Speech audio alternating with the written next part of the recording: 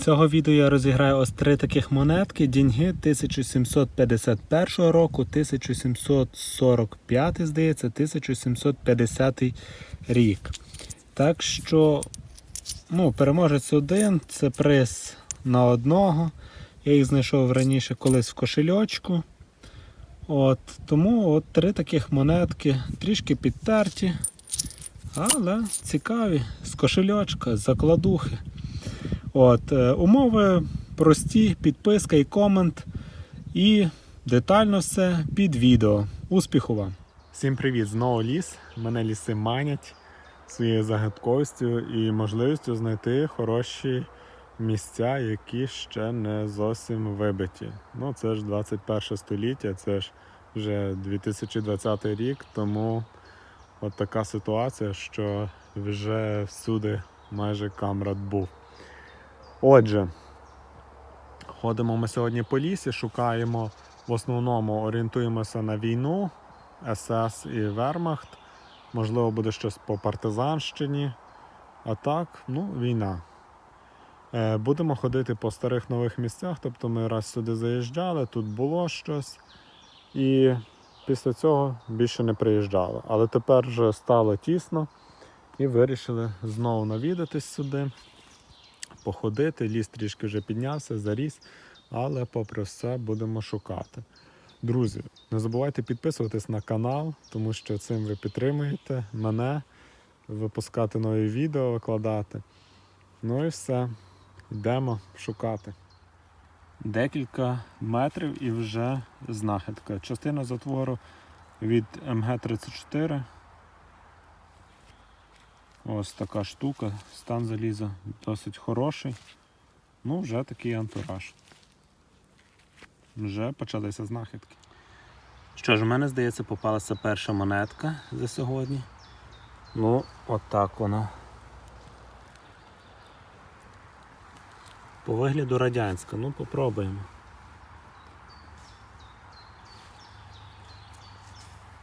Так. Це 2 копійки 86-го року. Що ми робимо з ними? Викидаємо. Я прикопаю, щоб було цікавіше.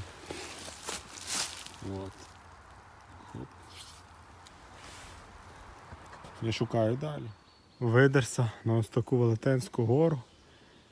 Важко і знайшов першу знахідку кольорову по німцям. Це ось цей неймовірно прекрасний алюмінієвий гудзик. Здається, що це барахло, але насправді це доказ. Це доказ, що вони тут ходили і що тут можна щось знайти. Пробую покрутитися довкола, можливо будуть ще якісь цікаві знахідки. Друзі, ось на такій горі я знайшов знахідку. Це кермо від Мерседеса. Ось такий офіцерський есесівський Мерседес був. Шикарна знахідка, яка пройшла війну. І залишилась тут. Насправді я не знаю, від чого це кермо. Хто знає, підкажіть. Таке ось цікаве кермо. Залишаю його тут, можливо хтось знайде і почіпить у свій крутий автомобіль. Досить антуражно буде. Я ще жодної гільзи, маузера чи патрона не знайшов. Знайшов декілька пряжечок від противогаза і все. І ось знайшов гільзу стареньку, Верндель. Ось так ось. 1860-70 роки. Короткий, гарна, ціленька, хороший макет. Ось це я собі забираю. А так поки що пусто. Але я не здаюсь. Іду в місце, де я спочатку частину затвора МГ-34 знайшов, покручуся там, бо по суті так не густо тут. Немає відчуття, що тут були якісь події. Ну що, хто вгадає, що це таке? Ну. І так, це каска. Залишки каски М42. Ось так краще видно. Подивіться, яка двіжуха тут була, як її розірвало. Вщент, просто. Ну, земелька тут гарна. Касочка би була хороша, міцна була б, якби була. Та, двіжухи тут були конкретні. Ну, можливо, щось і загубили тут.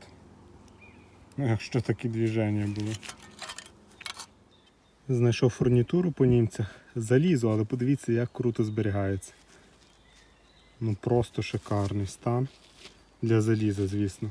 І тут би знайти якусь прягу СС в металі було б класно. От, ще знайшов декілька патронів і поки що все. Ну тут така плямка. Пробую тут крутитися, можливо щось і випікаю. Продовжую ходити по цій плямці, і ось перша монетка. По рейху 5 пфенінгів, в бронзі. Ось така от вона. Гарний стан. І трішечки залізної фурнітури. Ну, продовжую. Що ось таким порожнім лісом, вже, мабуть, десь годину знахідок не було особливих. І почали вертатися вже назад на наші попередні локації. У мене сигнальчик. Це залізо.